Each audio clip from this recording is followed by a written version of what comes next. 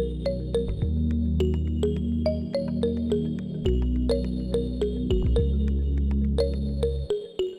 evening, my dear colleagues. Welcome to another INGET Zoom Serious Talk. Today, our guest is Dr. Babürhan Üzüm, who completed his PhD at Michigan State University's Second Language Studies program. He's currently working as an associate professor of bilingual education and TESOL at Sam Houston State University. His research interests include intercultural competence, virtual intercultural exchange, foreign language, teacher education, and teacher identity and agency. The title of his talk this evening is Teaching Second Language Writing, Conceptual Underpinnings and Practical Strategies. Thank you, dear Babürhan Hocam, for being with us, being our guest speaker. It's a privilege to have you as our guest, in fact, and welcome again. The screen is all yours. Thank you for having me, Aydan Hocam, and thank you for the lovely introduction. It's a pleasure for me to be here as well, to meet with you all. The inspiration for my topic comes from my own struggles as a writer as well. That learning English in Turkey and starting at a later age. That my foreign language in my middle school was French, and then in high school was my first encounter with English. So and writing was one of the areas like I was challenged with, and I taught myself as a good writer in my first language. Like I was trying to transfer those skills to my second language. So I assume you as a teacher, the participants here as a teacher, they may have struggling students, or they may want to improve their own writing, and they may be reflecting on their own writing skills. The second language acquisition bit may not be new to many of you. That the conceptual part, the principles that underlying in teaching writing, but I'm hoping you can get some new strategies that you can use in your current context. So today we're going to do an overview of second language acquisition concepts that are critical in writing development, and we will look at some effective strategies and activities to teach writing at various proficiency levels. And we'll practice with writing samples and develop strategies to provide impactful feedback. That is one of the major parts, that how do we provide impactful feedback. And this semester I'm teaching a course, a master's course. This is ours.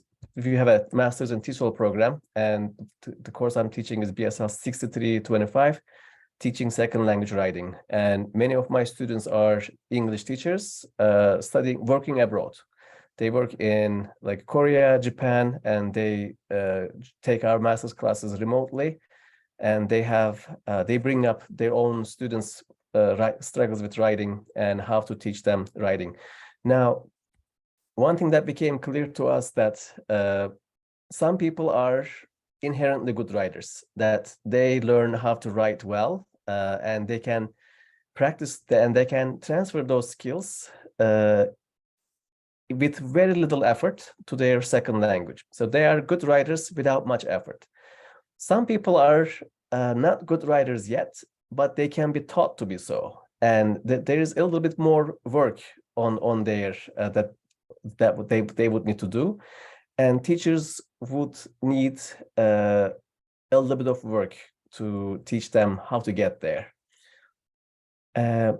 So in NATIS, our field, second language acquisition, has evolved over the years, and we came where we are based on after so much empirical research and research-based findings. So in-native approach is one of the early approaches to second language acquisition, to how people learn languages. And in this approach, target language learners would be exposed to I+1 input, and then a little bit beyond the input for students to get there. A comprehensible input is one of the key components in innate approach that learners get there by being exposed to a lot of comprehensible input. Now, one shortcoming was that output was not a concern here, that students did not need to write something or produce something. As long as they hear it, they read it, they will do it, they'll get there. Interactions approach improved on or came in somewhat opposition to innate approach and emphasized communication, that there should be communication and students should be producing either by orally or by in writing. Our writing and speaking skills as our output only gets better when we produce in meaningful ways. The interaction hypothesis, first, we would have comprehension checks and clarification requests in a conversation.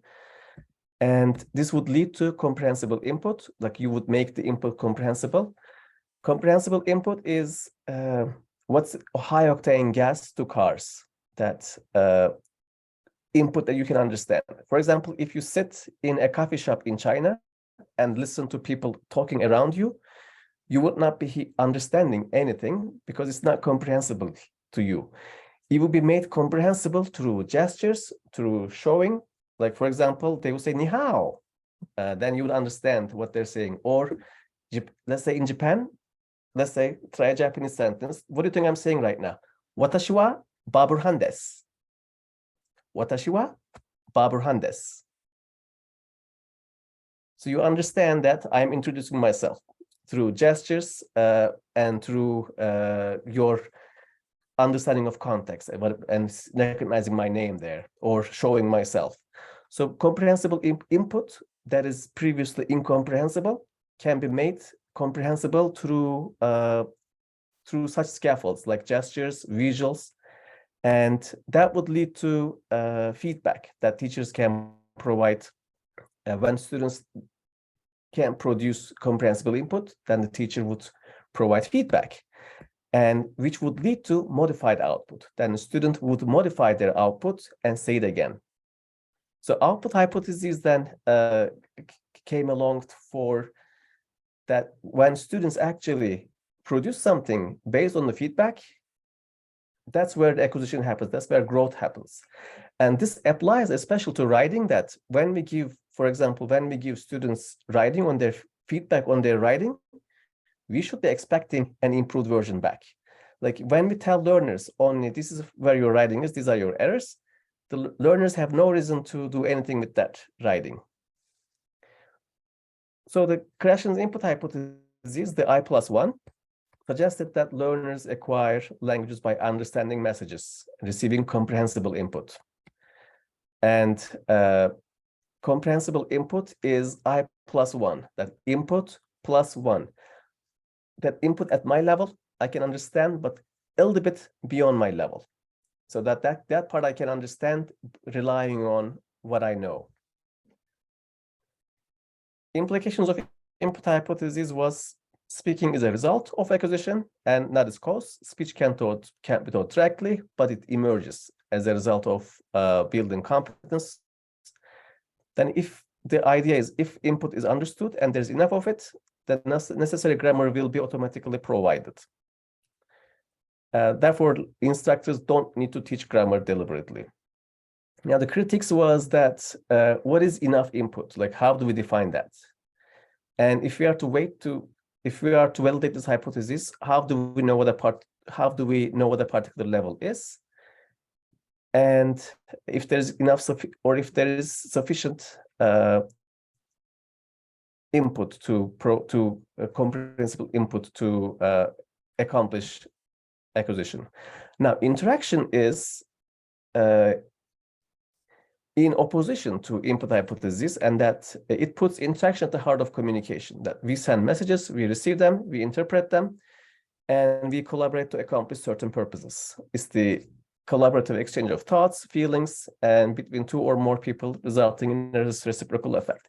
Now, in terms of writing, this puts the genres that we're writing in close that that's something that we should be thinking about, that when students write for a reason and when they have an audience, then their writing uses interaction principles at a higher degree than of let's say compared to if they're writing only for themselves, or if they're writing for a non-existing audience. When there's a real reason and a real audience, let's say you're broadcasting or you're hanging your students' writing or you're creating a class blog, then you're using the interaction principles at a higher degree. Now, what does interaction do to language learning? Students can increase their language store as they listen to or read authentic linguistic materials. Now, this also puts on textbooks in a close inspection, that how authentic our textbooks are. If we want to use authenticity to better use the interaction principles. When students read authentic material that is relevant to them, that is current, that is interesting to them, then they can their writing as a response to what they read can also be more meaningful. Now, sociocultural theory is also ZPD is also in relation to students' writing. Zone of proximal development is Vygotsky's theory in 1978. The small circle is where the learner is, where the students can do on his own, in his own. And the zone of proximal development, what they can do with someone else's help. It's like at the gym, let's say, I can lift 20 pounds by myself, and I can come to, like, with ease, like 10 reps, let's say. But if someone helps me, I can complete it to 15 reps. So that's where my comfort level is, and that's where I can grow to. So the teachers are especially helpful. That's where they play in that to find where learners are and to expand their skills to where their potential is. That, for example, with guided reading activities, guided writing activities, or when teachers and students write together. For example, when a student observes how a teacher writes, how a teacher thinks, when they write together, it helps them like find new ways of creating sentences, creating thoughts. Now, output hypothesis is, as we alluded to, it helps learners notice a gap in their language. When it's the principle of use it or lose it. When you learn something, when you learn a word, if you use it, you're going to learn. If you don't use it, you will only recognize it. It won't come to your active repository of language. I give an example in my class that the word astute, A-S-T-U-T-E, astute. Most students don't know, like it's a tier 3 word, very rarely found here and there. It often comes with observation, like it means like done well, accurate, or nice, astute observation. So I tell them, use this word today in an exchange and send me an email when you do it. I'll give you extra credit. So like when they use that word, it will move to their active repository. So for writing, you can encourage your students to think for a different word. Like let's say they use the word great observation. What other word can you use here for great? And let's say you can look up the dictionary and find some alternatives. Then let's say astute, and the student write it down. Now that word joins in their more active repository to be able to be recalled later. So that's output hypothesis, that it enables learners to test their hypotheses, and it affords them to notice the gap in their interlanguage, like what they can do, and test it out, like how it is being received. Now here is an example of an interactive resolution, that how learners negotiate meaning when they talk to each other. It's a conversation between Angel, Asako, and Xian. So Angel says, it was a peaceful and democracy. Is this correct? So this is a writing together. It's a guided writing activity, but they're building a writing piece together. I don't think so. No idea. Democratic? Tick? Yeah. Yeah, and they agree on that. Democracy is a noun and country is also a noun. So it's democratic. So they together they decide on like how to what kind of word to use to define country, and they navigate between. They syntacticize first, decide on the word order, what's defining what, and they decide on the morphology of the word, and they run into the affixes. So they dissect the word, and then they realize the tick is going to make it adjective. What they need is an adjective. They're not using those words, but they're navigating, they're negotiating meaning to get there. Democratic country, and now they're getting into semantics, like how we can use this bit that we found in a sentence. Is it in this? What country shall we add? It is a peaceful and democratic country. Yeah. So they decide on using a at the very beginning. It is a peaceful and democratic country.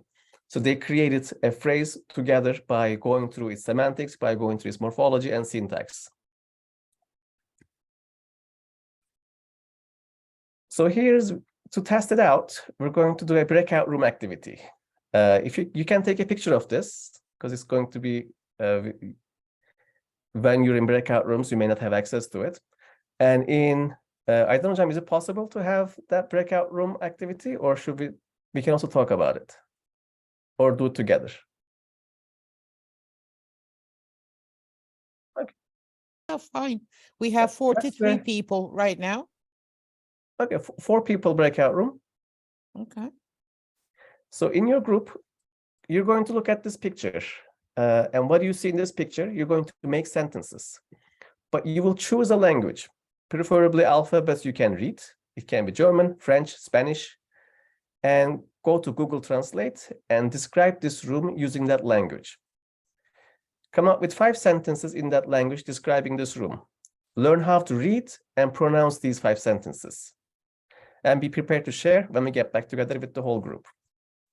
So you might notice similarities between languages you know and that language that you target, that you are targeting is using. What kind of system they're using, what kind of word order, if there's any cognates, like words that are similar to English or Turkish. Let's test it out. Put you in the shoes of a learner and how they approach writing at sentence level. Are you going to create the breakout rooms, or do you want me to do that? I can do it here. Let me see. Okay, breakout rooms. I think you will need at least 10. Yes, got it. 10 rooms, and include the co-host to breakout rooms and create. Yeah, sure. Let's take 8 minutes for this activity. Okay. Set timer for 8 minutes. 8 minutes, counting down.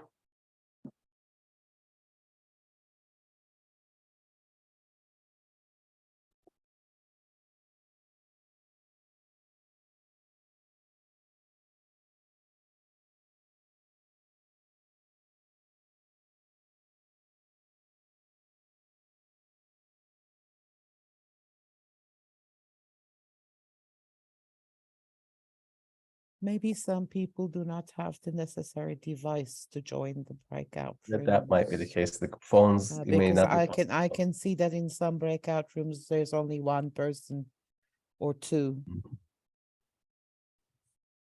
Okay. Looks like room 1, room 2, room 3, room 4, 5, 6. Oh, it's room 7 is only one person. Let's move that person to room 8. Okay.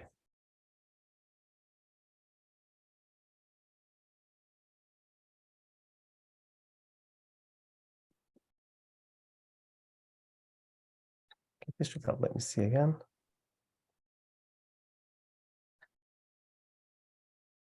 Or maybe we can cut the activity short and then talk about it. Mm-hmm. They can like maybe try it out if you've couple sure. sentences. Sure.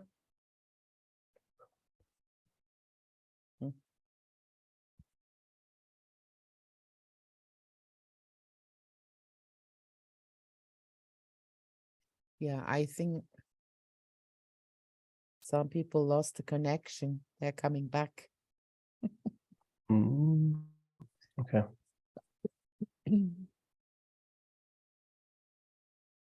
My dear colleagues, the other participants are in breakout rooms doing an activity. Would you like to join them or would you like to wait here? Because we're going to cut the activity a little bit short. You can use the chat box, write yes or no. Okay.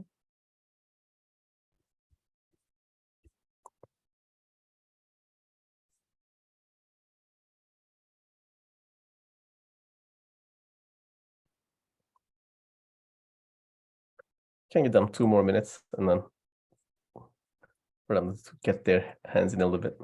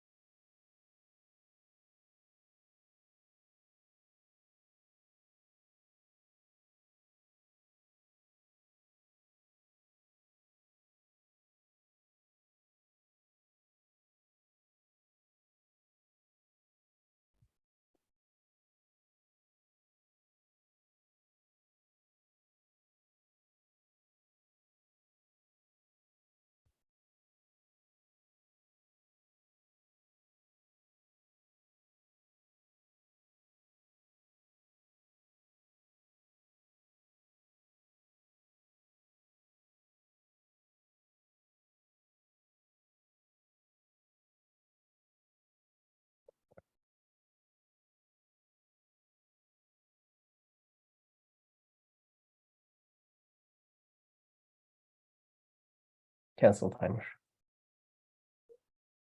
It's cancelled. All right, let me close the rooms and bring people back.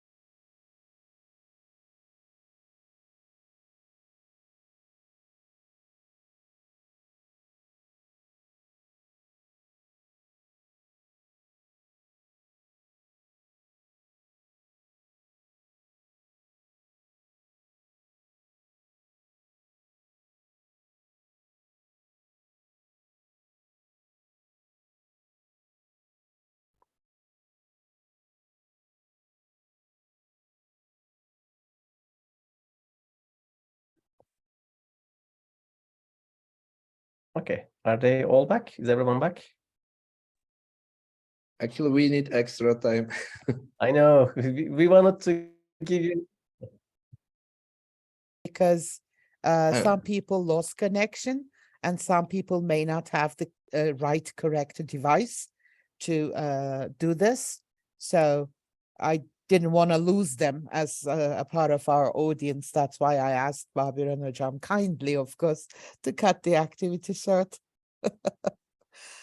So we were able to give you just enough time to take a sample of it, like, but it's a good empathy moment for us, especially when, as like one of my colleagues has a study on that every language teacher should learn a third language that in a way kind of gives their empathy moment that they can and she Amy Thompson, she teaches in University of South Florida, and she did with Turkish, like she taught her students Turkish in class because she's married to a Turkish person, and a language that students would have otherwise no exposure to. So learners were teachers of English, or teachers, in this case, they were K-12 teachers, were being exposed to a different language. And it was their empathy moment, that how they can relate again to what learners are going through, what kind of struggles they're going through, and when they write, what kind of challenges are inherent in writing. Okay. So approaches to second language writing. Process approach. Schulman suggests a power to writing process that includes preparation, which is purpose, audience, and goal. What is my purpose in this writing? Who am I writing it for? And what's my goal in writing this? And outlining. Like this can be applied to any genre. If you're writing an email, it can be applied there too. Writing an email, writing a complaint letter, writing a review of a product or a service that you received. Anything that any genre can have these components. Outlining is what is it going to look like, the thesis, major points, minor points, and the supporting details. The content of the writing, organization, and style of writing. And again, genres decide on that. There are like hidden elements that we're not always aware of in genres that when you step out of that genre, it becomes obvious, but otherwise it's not obvious. For example, there is a certain way of writing a recipe that when you write a recipe, mix a half spoon of sugar, add this. You don't say, if you don't mind, you may want to go and add more sugar here, but it's going to make it rock. It's going to make it much better. A recipe is not written like that. And it becomes only obvious when the writer steps out of the elements of the genre that are so inherent and so established there. Editing for clarity, coherence, conciseness, and precision. And a rule for this always that I don't remember who told, which of my instructors had told me, maybe from one of my instructors in Turkey, that you always make an essay sleep. Like one night they sleep, you sleep, next day you're going to notice new things on it, like that wasn't visible to you the day before. And it's 100% accurate all the time. Like when I look at an email I write, next day I noticed things on it that I could have done better or fixed it. And rewriting is for you rewrite for accuracy and readability. So your focus would be making it not only accurate, but also readable. That, for example, cut that wood. It's a beloved feedback I would receive on my writing, that cut that wood. Like, if it's not necessary, don't say it, like, or don't get in there. Like, for example, for an article that we were writing, one of the editors had commented on that our sentence was something like this, like, teaching has its inherent challenges, no matter where the context is and no matter where the parties involved, always revolving around the students and the different contexts and whatnot. So he said, why don't you say teaching is difficult? So we were going with teaching is difficult. And that's how you lead. And then carry on with your supporting points. And a genre approach to second language writing, teaching particular kinds of texts or genres such as essays, assignments, or texts that students would need to learn to succeed in their academic courses. Now, many of you might be teaching freshman composition courses at English preparatory level, or that's something we had done in Turkey too. Before I came to the US, I worked at Atılım University, and a course we would teach was writing, and students would learn how to write academic writing. So that was a genre that students would need it to be successful in their next level, like in their remaining courses. The goal is to enable learners to use genres that are important for them, and so that they can access the communities that they need access to. Some examples can include summaries, annotated bibliographies, reports, case studies, essays, and research projects. An example course can integrate the process and product approaches together and engage learners in planning, drafting, reviewing the power components that we had seen earlier. Now, caution point is like that's something that I had practiced when I'm in the US, like so better is you can see someone's writing abilities or writing skills in their writing. It wouldn't show in their speaking, it wouldn't show in their discussing, even in their writing. I taught at Michigan State, I taught freshman composition courses. So students would learn how to write academic writing, like a good old 5-paragraph essay. And I had like so many of my students were from China, Japan, and Saudi Arabia.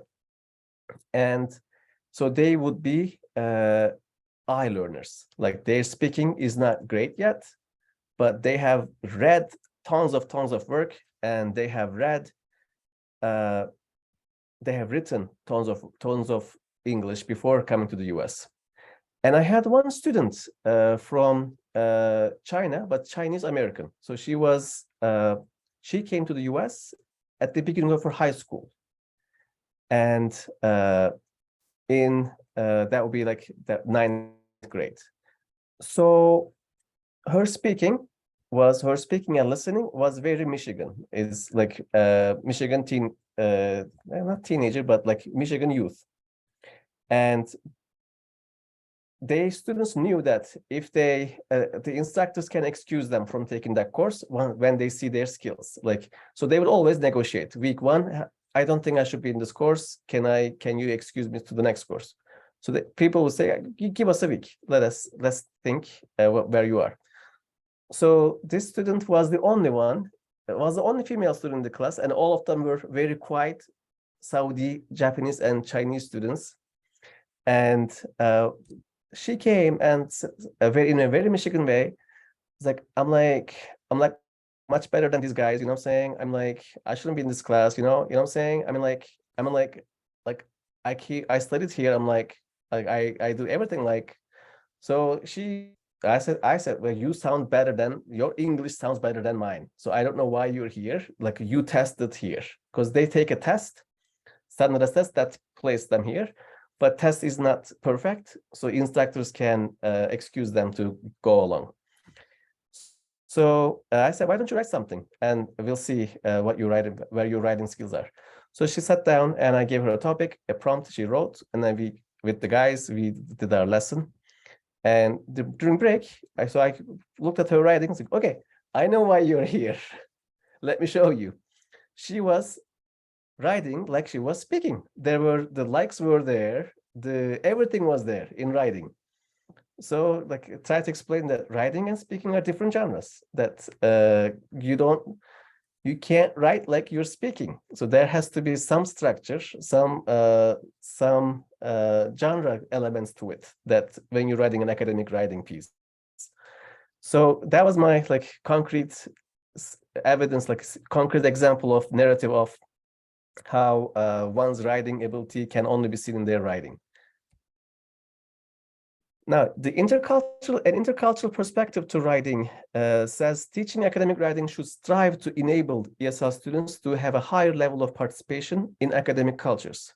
And Pennycook suggests teaching writing to deal with the norms and expectations of particular discourse communities, to raise issues of social, economic, and political concern, to provide students with the tools they need to succeed. In a way, like Freire's approach to how language can be powerful, how education can be powerful to make a difference for people's lives. Now, when in intercultural perspective to writing, the instructors should be aware of the cultural differences, and yet should avoid essentializing and labeling based on limited evidence. For example, I would see like how my students from China and how my students from Japan write, but I shouldn't be making generalizations about this is how Chinese people write, this is how Japanese people write. There might be some shared qualities to it. Like, my students in that context would write with passion, like they would write very passionate things, and use, like, they were so explicit in their writing, so comfortable, honest, and passionate. And in many Western academic contexts, there is some bias against using anecdotal evidence, for example, that when a writer uses anecdotal evidence, it's not trustworthy. And so the instructors should make decisions based on what kind of elements they can keep from their cultures and what kind of elements we can help them to accommodate to the target genre they're writing or the target language that they're writing in.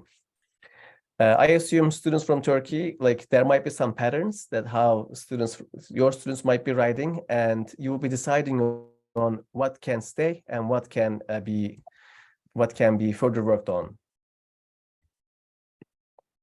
Now, contrastive rhetoric is a controversial topic, and it would look at how writers' cultural backgrounds may influence their writing in a foreign language in terms of organization, the kind of evidence used, and how ideas are expressed.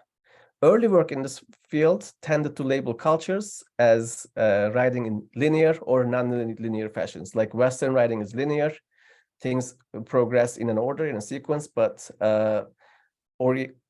Asian cultures write in a non-linear fashion. Like things can come up again, like making a circle. Things would not follow an order, but they can come up again or out of order. But again, these work can perpetuate some stereotypes. Although differences might exist, it is still not productive to stereotype a culture and making it generalizable to the whole community. Now, in terms of classroom applications, focusing on positives and seeing strengths in writing is a great place to start. Now, in this writing, the strengths are, I miss my grandmother. The student the student is an ear learner. In this case, they heard a lot of English, but they don't have written much yet. So when they are writing it, they're using inventive spelling. That I miss my grandmother. Is it intelligible? It is intelligible, that we can understand it. But again, as teachers, we would need to expand our flexibility a little bit. My grandmother is in Panuco. I miss my grandpa. I love going to school. I like cooking with my mom. I like going skiing. I like to swimming. I like to walk. I like to run. I like to play. I like to have a sleepover. Me and my dad go to wash the car. Me and my mom pick flowers. I like to coach the. Now I'm also lost there. Kitchen. This is kitchen. Cook in the kitchen, probably. I like the apple. Not sure there. We can ask the student, what did you mean here? I like to tea pakers. Any ideas what these may mean? I honestly don't know. So you can meet with the student and ask them, what did you mean here? And but most of this student was able to 95% of their message was conveyed, and they described in such rich ways that it was not accurate, it was not grammatical, like there were many errors if you go at accuracy, but in terms of intelligibility, there's so much there. Like there's so much rich language that they used, and we know so much about the student, like what they like now. So in terms of feedback, then it all comes around when you receive your students' writing. Then what do you look at? Like what do you give back? And what do you correct? What do you not correct? Sometimes you choose not to correct things, that you let things go. That is not important. It's not necessary there. So the first one is direct corrective feedback. In this one, the instructor provides the student with the correct form. And this can take many forms, like crossing out a word, adding a word. So a dog stole a bone from a butcher. He escaped with having the bone. So the teacher provides the corrective feedback, focusing on is grammar. And the advantages are it provides explicit guidance about how to correct the orders. Like there is nothing in debate that students exactly know how to correct it. But the disadvantage is it requires minimal processing on the part of the learner. And thus, it may not contribute to long-term learning. If a learner doesn't have to think about it, like what else can I use here? There is no reason to remember it. So when it's given something so easily given away, and instead of like learner thinking about like making us what thing we can put here, it's a stronger, it has a stronger impact in terms of long-term retaining it. Now, indirect corrective feedback kind of addresses that a little bit. It involves indicating student has made an error without providing corrections. So it can be indicating only or indication and locating. So it will look like this. With location, a dog stole, born from, he escaped with, So there would be the corrections. Without location would be like this. There are 2 errors here, and there are 2 here. There are 2 here, 2 here. Now, student would have to think about these and then come up with how to revise it better in the second draft. And it will be completely without location would be in this paragraph, you have 8 errors. Now, how can you correct it? Now, students might come up with maybe 4 of them back, maybe figure out 4 of them, and then teacher can give away the rest using direct corrective feedback. So there is no reason for teacher to stick to only one type of correction and use it all the time. Each draft procedures in the process writing, each draft in each drafting stage, you can use different corrective feedback styles. Now, the advantages of indirect corrective feedback, it caters to guided learning and problem solving that students think about. It encourages students to reflect on linguistic forms, and it is more likely to lead to long-term learning. Now, metalinguistic corrective feedback, you may be familiar with this. This is quite popular in many contexts. Using error codes with and without location, providing students with explanations of their errors, like a word is missing, start a new sentence, start a new paragraph. The teacher would get more familiarity after using this a few times. Otherwise, early on, it might be difficult. It may have a learning curve. So error code would look like this. Article 2, wrong word, article, preposition, article 2. Or like this, a dog stole 1, 2, 3. The locations are there. 1, 2, 5, and 6. Unit A before a person or thing is mentioned for the first time. This kind of helps you to see a pattern there, that you know what kind of errors student makes more. And 3, you need before the noun when the person has been mentioned previously. You need over when you go across the surface of something. So it kind of blends metalinguistic coding and explicit correction together.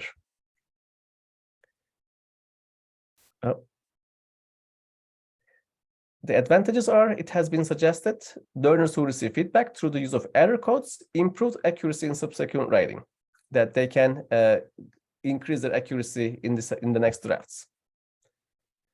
Explanation of errors provides learners with a clear and accurate understanding of a variety of errors. So when it's combined with the explicit correction, but at disadvantage is it is extremely time consuming and calls for the instructor to possess sufficient metalinguistic knowledge. That it takes a lot of time for the instructor to write these.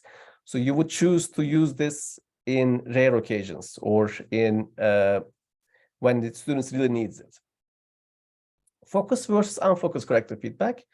Instructor can choose to correct all student errors or specific types of feedback. Advantage, learner is able to examine multiple corrections of a single type of error and obtain understanding of why they got it wrong. But disadvantage, one cannot cover correction of as many errors in the same amount of time. Electronic feedback is more popular these days, that learners can get, they can use Google Translate. They can write their sentence in Google Translate and see what it produces, or they can Google it and see if other people have used it in that way. So electronic corrective feedback has become popular for students themselves to use, and teachers also can use it for software like Turnitin, for example, can be used to provide feedback. Advantages: it removes the need for the instructor to be the director of what constitutes a correct form. It can give more agency and more control to students' hands, and it can seem like a game and can be more engaging. Now, reformulation is where you rewrote the student's writing, reconstructed. As he was jogging, his tummy was shaking. As he was jogging, his tummy was shaking. The teacher reformulates it for the student. It allows students to say their entire text reformulated. So you can still put more emphasis on meaning, but it could be too challenging for students with lower writing proficiency. Now, in terms of response to feedback, when revision is required, students must examine and study their errors and edit them. No revision is required. Students are asked to simply study the corrections and errors. They are simply given the corrected text without being asked to examine them or revise them. Now, although students may look like they engaged on this when they're revisions, but they're not going to be getting any long-term retain. I experiment with this in my classes. When I give a midterm, like say 50 question midterm, multiple choice, and students get 70, 80, then we go over in class. And I tell them, like, I'm going to collect them back. So 50 questions, look at your questions. Now, if I tell them, just look at your questions, and they got 70, let's say, that's the end point. Like, whatever they look at, that end 70 is not going to change. But I tell them, go over this, and I'm going to choose 10 questions that will appear again in final. So you don't want to make the same mistake again. Then now they have a reason to not to miss that question. So they will look over their what they missed, and I would actually ask them again in the final. Then they would get it right. So when no revision is required, it's the end point for the student. There is no reason for them to look at it unless they are very motivated, like intrinsically motivated. And this is my last slide. Classroom implications. The typology for feedback, this kind of feedback, allows instructors to see what options are available in terms of providing corrective feedback, but instructors should develop their own correction policy according to their preference and students' need, what is best suited for that context. But it's vital for instructors to have a clear understanding of what options are available to them, and as well as the rationale and like what works in what purpose, in what context has long-term advantage for the students. That concludes my presentation, and I'll be happy to answer your questions. Time did fly. I don't know how this just, flew. God, I have some questions, but there are also very nice questions in the chat box. So being the moderator, I'm going to take the first stage. This has nothing to do with your presentation. I just want to know, I'm curious about your personal opinion. Do you think typing is writing? I was just listening to a podcast about this morning, that how they call it, like when you write with your hand, a psychoneurotic experiment. So, there is more. I think typing is not as effective as writing. Like I still take notes on my writing, like with my hands, like when I go to meetings. Mm-hmm.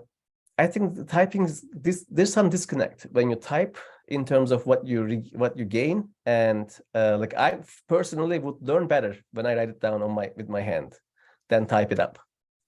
Thank you very much. I guess I needed some kind of support. That's why I asked that question, because when I type, I focus so much on spelling, I miss the content. I do not focus my attention on what I want to say. It destroys my English, because at the same time I kind of go like be jome because I'm typing it, But when I write, it helps me to internalize my thoughts and help me to express my ideas. So I'm not against digital devices or anything. I'm not a dinosaur, but I think we should still encourage our students to write, like using their hand, and that will also help to develop their muscles. Now, let me go back. Oh my God, you tried almost all languages here in the chat, but what the hell? Come on, you guys. I can see Italian, I can see French, I can even Arabic. Ali Hocam, that came from you. I know. Shame on you. Azra Hocam, of course, Azeri, definitely. What happened to that question? Where is it? See, because of your crazy language practice over there, I lost my question. Let me ask you. It was related to process writing. And if the owner of the question is here with us as a participant still, and if you can unmute yourself and want to ask your own question, please go ahead. I cannot find the question. It was related to writing the first draft and then grading it, and then asking the students to write a second draft. And then again, giving feedback on that draft. So the question was, is it correct to give feedback or grades to both of the drafts? Or should we stop after the first draft? How should we do this process writing thing? The way I did, and I still a proponent to that. That's a great question, by the way. And I'm still a proponent of this. Like, the first draft, I would give feedback, but not a grade. I would give feedback, things that needs to be done, and the second draft, so that there will be some curiosity still. There is the limbo. The grade is in limbo for the students. They're still curious. What am I gonna get? What am I gonna get?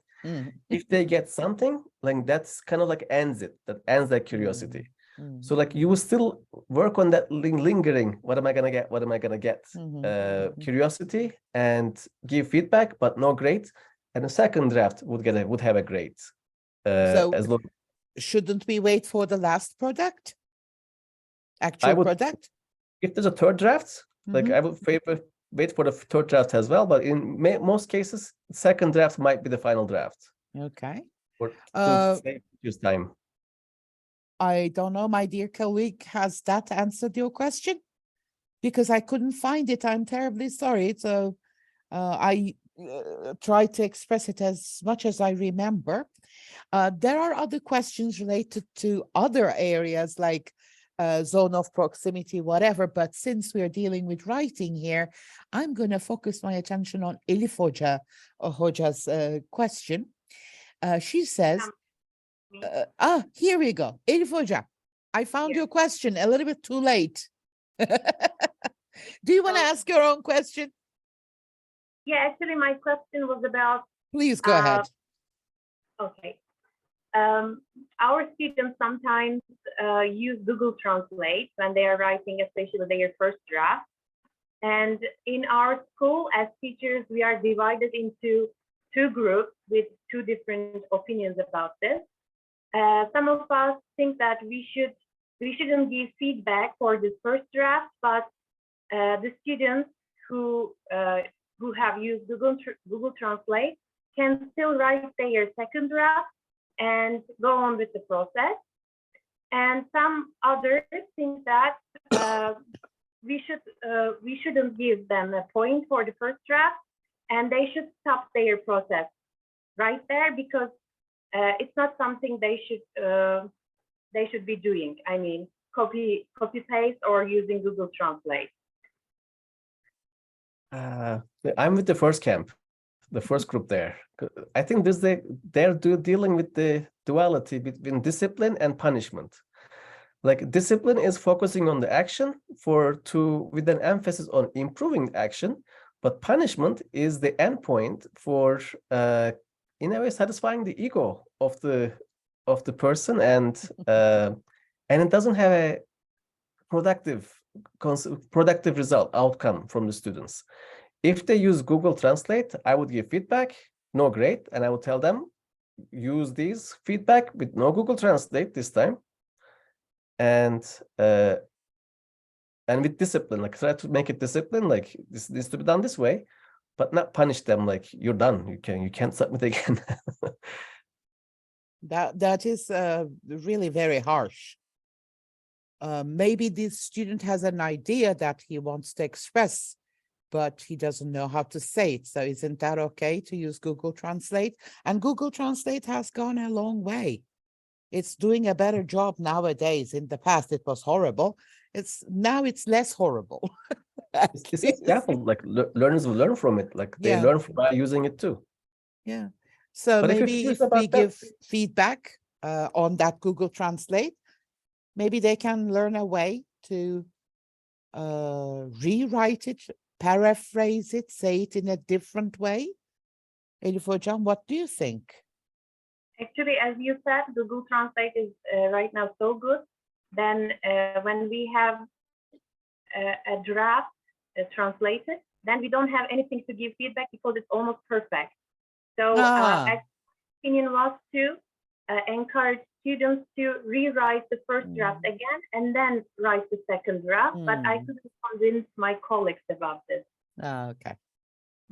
Then I think I would obviously accuracy is not going to be focused there. So like in terms of focus of the feedback, I would mark sentences and say, can you say this in any other way?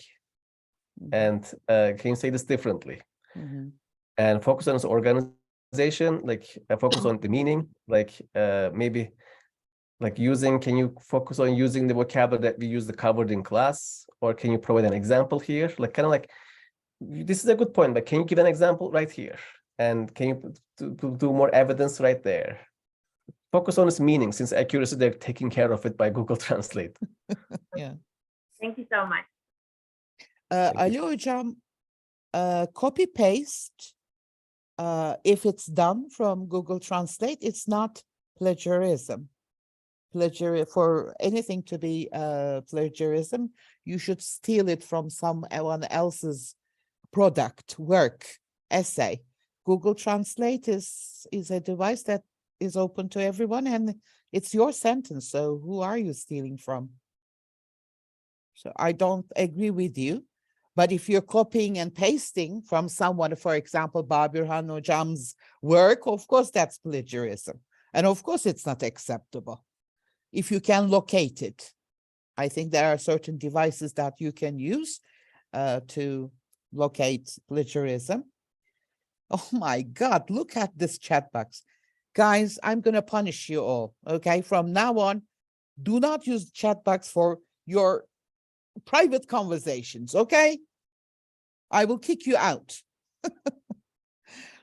Defne Hocam says, I find grading drafts counterproductive. It's very much like what you have already said.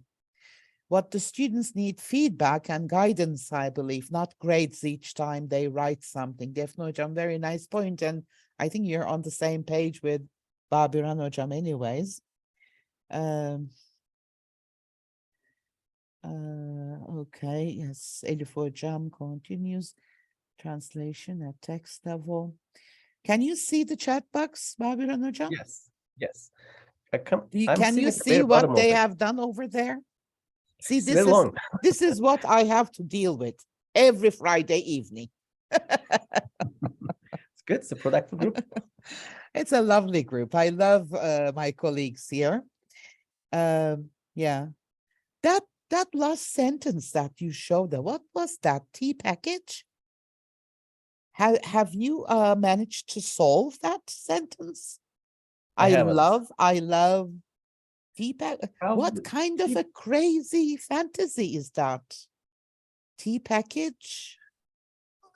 Tea. What else can it be? They have at home. What else can it be? I'll be, yeah.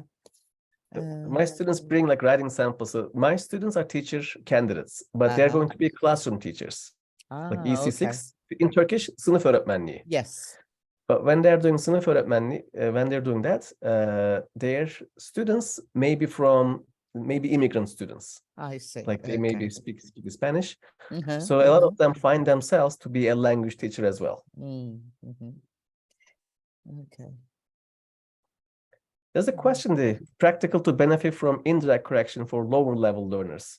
Now, that's a good point, that lower level learners can benefit more from direct feedback, direct correction.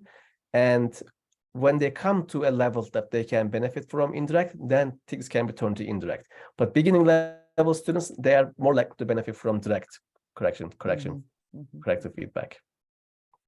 Hazal Hocam says, what do you think about the Grammarly app? Do you think it corrects too many mistakes and blunts the student? So look, I'm not bothered by anything that's checking your accuracy. Like, it's not producing any new idea for you. It's only checking the accuracy of it's adding intelligibility to your own idea. So Grammarly or Word's own corrections or Google Translate, like, I'm not against those. And students here I know also uses them. Our students. So anything, you're still only checking the accuracy or improving the accuracy of your own ideas, of your own narrative. So it's great that there is something that does that. No, Hazal Hocam believes that sometimes that may make the students a little bit lazy, not worrying about their English usage, leaving everything to Grammarly, that kind of thing.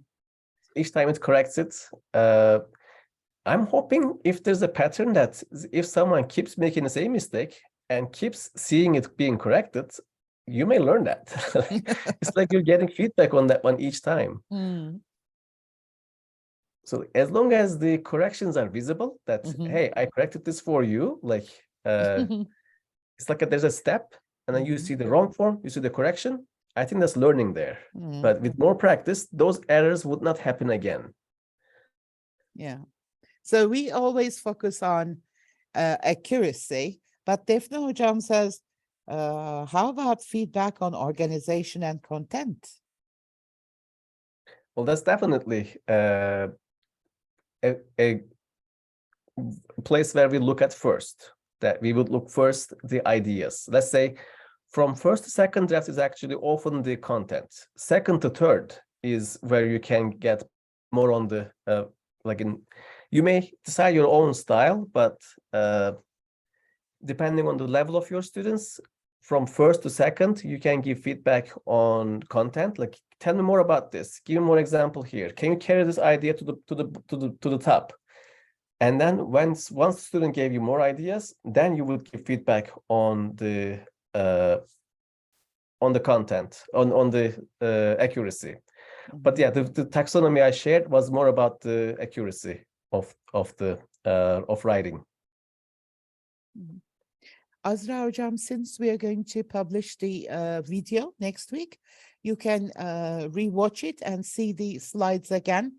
Normally, we do not share the slides. As you know, we have this intellectual property thing. So, I mean, Babürhan Hocam has prepared a wonderful compilation of things for us. So you can watch it again and, have a look at these slides again. Okay, Azra Hocam wants to learn what you think about this comprehensible input thing.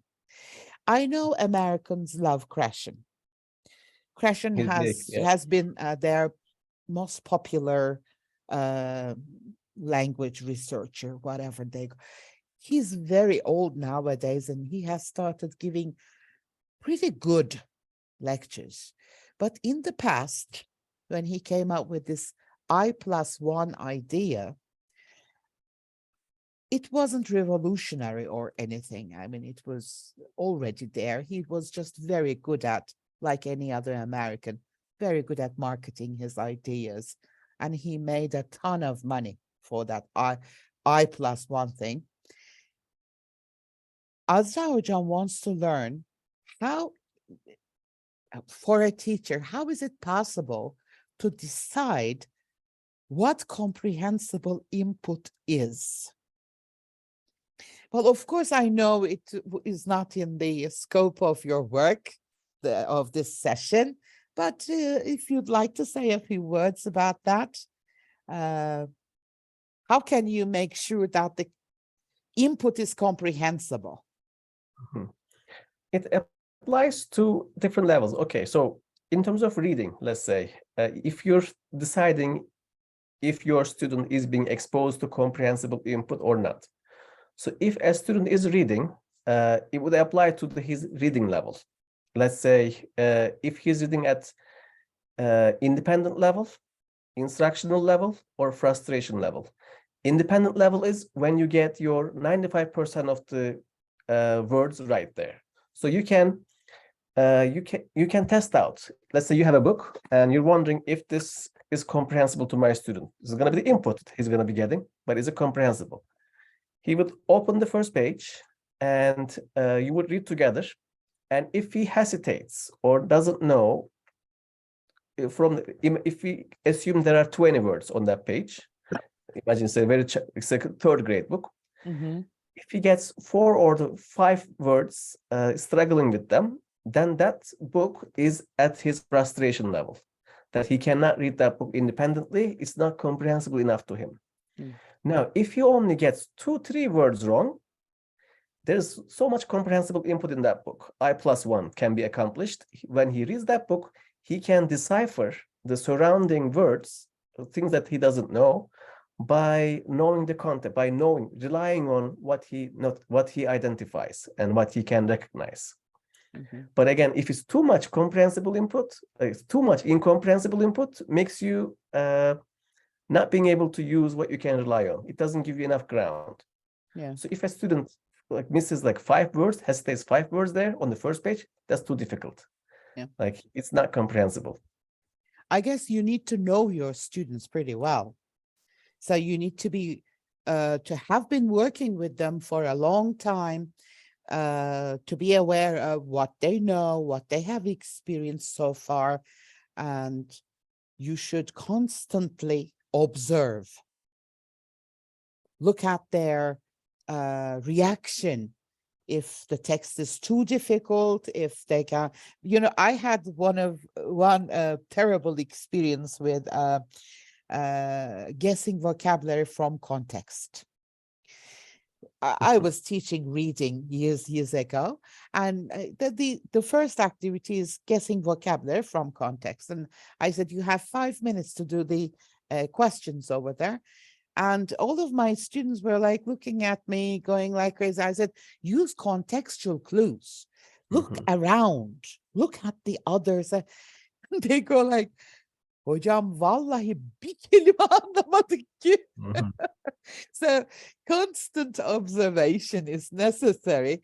And if students say, hocam bir kelime bile anlamadık ki, that is incomprehensible, definitely. I know what you're trying to say, Azra hocam. You definitely, teachers may have their own idea of comprehensible input, but students may fail to understand that. I totally agree. I'm not a huge fan of Krashen's work. I like him better nowadays. I don't like his previous theories. But if you constantly observe your students, if you know them, most probably you will be able to maybe do some scaffolding, help them, through this process. Since the session is not directly related to this, Azra hocam, if it's okay with you, I'm going to cut it here. Sibel hocam has a wonderful question. Thank you. You're more than welcome. Sibel hocam, if you have an access to your mic, would you like to ask your own question? Do you want me to read your question? Thank you, hocam. I can ask my question. Go ahead. Babürhan hocam, thank you for this great presentation. I have a question which I also experience in my writing classes. The students mostly ask for model text, and they say that it would be very useful for them to see some models and organize their essays or pieces of text accordingly. And I'm always hesitant to provide models because I think that they may sometimes hinder their presentation of some idiosyncratic features and their use of their creativity. So I really wonder what your opinion is or what your teaching implications about this aspect of writing. Thank you. Thank you for this question, Sibel Hocam. Using models is heavily studied. Like there's a lot of research on that using models, and it's complex effects, complex results. Like I'm personally not against it. Like in my own classes, like, I use them as well. Like when I expect students to write a lesson plan, let's say I have a model lesson plan. Now that to me is kind of welcoming them to that genre. And especially if it's new to them, if it's a new genre to them, depending on the level, that you make a decision that like how aware are they, how familiar are they with this genre, and if this model is going to now your struggle of if this model is going to stop them from their being creativity, like to me that's not so much of a challenge, that they can still come up with their ideas within that genre or within the norms of that genre. So they don't, and it gives them more comfort that students can actually, when they see a model, my students always ask for a model. And when they see a model, they can still give their ideas. And I haven't seen it's much repercussions from it, that students can still produce original ideas and their narratives within the style that we are expecting. In the absence of a model, some crazy things might come up, and not in the way of being creative. That not like nothing. There's not much to me. Like there is not much to that. That if I hide a model, maybe I will get more. I don't get more when I hide the model. Okay. Babürhan Hocam, thank you very much. I have two more questions. Well, our audience has two more questions, but after that, I will let you go because I know you're very, very tired. Elif Hocam, Sorry. Elif Demirel Hocam, would you like to ask your own question or do you want me to read it? By the way, Elif Hoca is holding a wonderful seminar on writing in December. So if you're interested, please visit her social media, or you can also have a look at it on INGED social media. Okay, let me ask this question. Elif Hoca says, you're Thank here. you, Aydan Hocam. You're more than welcome, Hocam. Go ahead, please. I was in a noisy environment, so I moved to the other room. Okay. I hope you can hear me well now. Yes, we can. Okay. Thank you very much for the announcement. I'm inviting all of the colleagues here to join the conference. It has been shared by lovely Aydan Hocam. Right, so is the connection still fine? Yes, it is. Yeah, okay. Yeah, my question was, I didn't see it mentioned, it was about peer feedback. So what is the role of peer feedback? How much would you involve peer feedback in your classes? So personally, I have found it very useful. So what does Babürhan Hocam want to say about that? I would like to hear it. Thank you very much. Thank you, Elif Hocam. Thank you for the question. Peer feedback is definitely huge. And to me, peer feedback would come before the instructor feedback. It would be the process within the process stage. But the cautionary part of this peer feedback, peers would need to be trained. And I'm happy to share resources if you are interested in that. Like I can send you some resources on what kind of training peers would get. Like otherwise, peers would not know what to look for, and it would be a discouraging process. That I don't like, so I don't like that. Like if they don't know how to help each other, it's like blind leading blinds. That's often the term that comes with it. For that not to happen, you would train the learners. Like, does this have a title? And then do the ideas follow each other? Are there examples? Then when the peers have a training, and it's nothing like there's even a YouTube video of kids learning how to do peer feedback. And so it's nothing like too challenging, but they should definitely be trained to do peer writing first, peer reviewing first. Okay. Thank you very much for the answer, very detailed answer. And because of the time difference, as Aydan Hocam said, you must be very tired by now. And Well, we'll have lunch, yeah. if you could share the resources for training peers, I would be very happy. Thank you very much for the very wonderful presentation. Let's thank you for coming.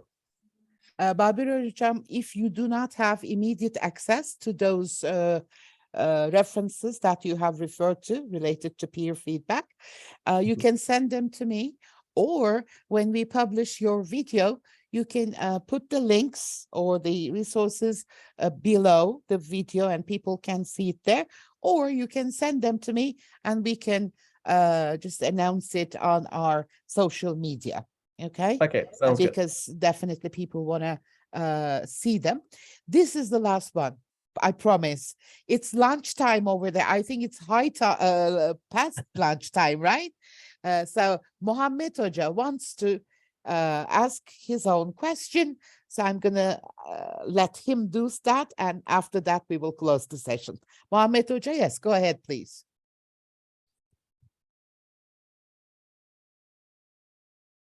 You need to unmute yourself because you mentioned that you want to say hello in voice.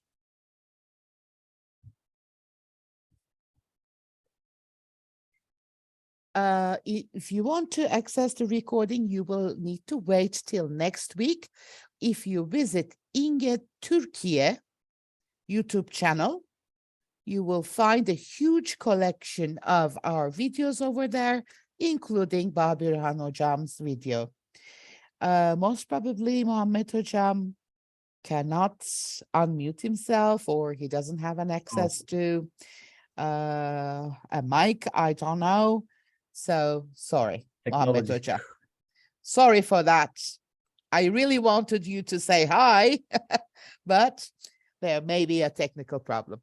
Babürhan Hocam, thanks a million. I don't know how to express my gratitude on behalf of İnge. It was a privilege and a pleasure to have you with us. Hopefully, we will have you again. And likewise, thank you very much for yeah, having the next time I will give you, I will rearrange the time. So after your breakfast, we can have the session. How about that? Sounds like a plan. And I hope I run into many of you in the upcoming conferences, either here or in Turkey. Let's keep our fingers crossed. Thanks again. Please accept our best regards. Be safe, stay safe over there. And my dear colleagues, as usual, I do appreciate you. You know that. I love you all. Take very good care of yourselves. And of course, join us next week with another wonderful session with a wonderful speaker. Bye-bye, everyone.